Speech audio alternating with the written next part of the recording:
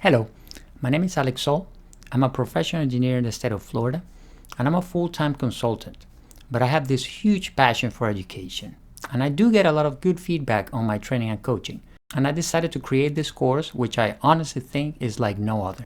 All other courses I see out there explain things in a vanilla environment that is completely unrealistic. It is an ideal step-by-step environment, and you feel safe in your little training bubble. And then when real life comes at you, it comes at you like a truck and it hits you really hard. Because in the real world, conditions are not ideal. Real design is more dynamic, it's ever-changing, sometimes even anarchic. You get real-time feedback, owners change their mind, the architects change their mind, you get new directives, you get presented with new information, and you need to adapt to those changes.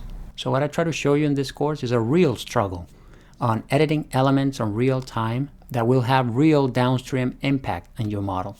This is a project that was born out of love. It is the creation of as-built conditions of a house that has a very strong sentimental value for me. And I struggled with it, and I got to know it pretty well.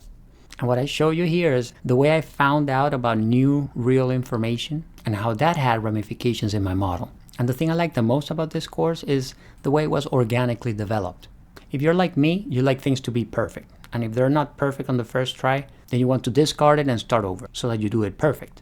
But over time, you realize that life doesn't work that way. The perfectionist struggles when conditions are not ideal. And that's what I love about this course. It is a story about a struggle. It is a journey that shows you that even when things are not perfect on the first try, you can still make something beautiful out of it. And I want to share that journey with you. I really hope you can join me and that you learn from it as much as I learned creating it. Enjoy.